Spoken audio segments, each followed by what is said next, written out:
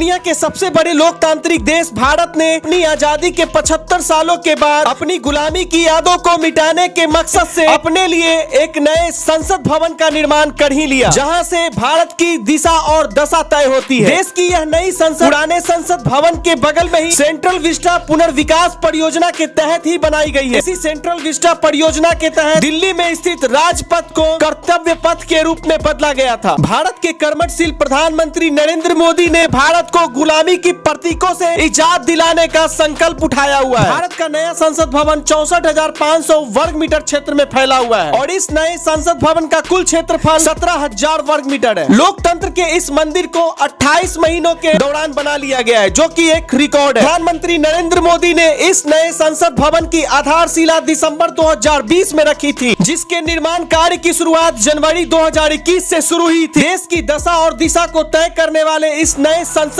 को Tata project and limited ने बनाया। इस नई संसद भवन को मशहूर आर्किटेक्ट विमल पटेल ने डिजाइन किया है, जो कि गुजरात के अहमदाबाद शहर के रहने वाले हैं। इस संसद भवन को बनाने का लक्ष्य नवंबर 2022 तक रखा गया था, लेकिन कुछ कारणों की वजह से अब जाकर बनकर यह तैयार हुआ है। नए संसद भवन के निर्माण में कुल 971 करोड़ रुपए की लागत आई है। लोकतंत्र के इस नए मंदिर का आकार त्रिभुजाकार है। नए संसद भवन को इस तरह से डिजाइन किया गया है कि इसमें कुल 1280 सांसद आसानी से बैठ सकते हैं। हमारा नया संसद भवन कई अत्याधुनिक सुविधाओं से पूरी तरह से लैस। लोकतंत्र के इस नए मंदिर के गुंबद पर अशोक चिन्ह लगाया गया, जो कि नए संसद भवन की भव्यता को कहीं ज्यादा बढ़ा दे रहा है। पुराने संसद भवन की तरह नए संसद भवन में भी लोकसभा और राज्यसभा का परिसर अलग अलग बनाया गया है। मौजूदा संसद भवन में जहां लोकसभा में 550 जबकि राज्यसभा में 240 सांसदों के बैठने की व्यवस्था है, तो वही नई संसद भवन के लोकसभा में 888 जबकि राज्यसभा में 384 सांसदों के बैठने की व्यवस्था की गई है। नए संसद भवन में सांसदों के सुख सुविधाओं का पूरा ख्याल रखा गया है और इस 4 मंजिला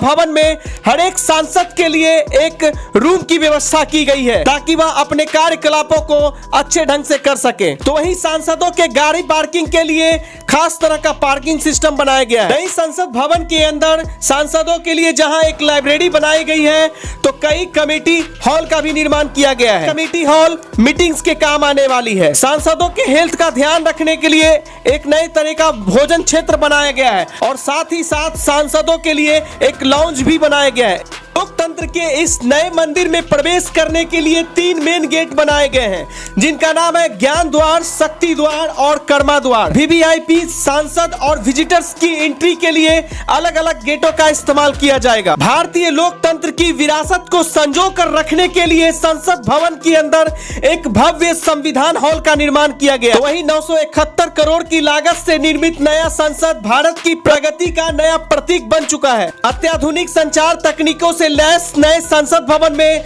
पूरा कामकाज पूरी तरीके से पेपरलेस तरीके से किया जाएगा। भारत के नए संसद भवन परिसर में प्लैटिनम रेटेड ग्रीन बिल्डिंगें बनाई गई है, जो कि संसद परिसर के अंदर लोकसभा और राज्यसभा के स्पीकर के पीछे की दीवारों पर दिखाई देगी, जो भारत की सतत विकास परियोजनाओं को प्रतिबिंबित करता है। बड़े स्तर पर मीटिंग्स को करवाने के लिए कमेटी हॉल को भी बनाया गया। नए संसद भवन के लोकसभा और राज्यसभा परिसर जहां सांसद बैठेंगे, प्रत्येक सांसद के लिए टच स्क्रीन कंप्यूटर सिस्टम की व्यवस्था की गई है। आपकी जानकारी के लिए आपको बता दें कि लोकसभा परिसर में फ्लोर पर ग्रीन टाइल्स बिछाई जाती है, तो वहीं राज्यसभा में आपको रेड कलर की टाइल्स देखने को मिलती है। तो वहीं लोकसभा और राज्यसभा के स्पीकर के पीछे का जो दीवार बनाया गया है, उसमें देश की संस्कृति को उकेरा गया है। संसद भवन में जहां एक तरफ उत्कृष्ट कलाकृतियों का इस्तेमाल किया गया है, तो वहीं दूसरी तरफ प्रधानमंत्री नरेंद्र मोदी जी 28 मई को नए संसद भवन का उद्घाटन करने जा रहे हैं। इससे पहले वह सेंगोल नामक एक औपचारिक राजदंड को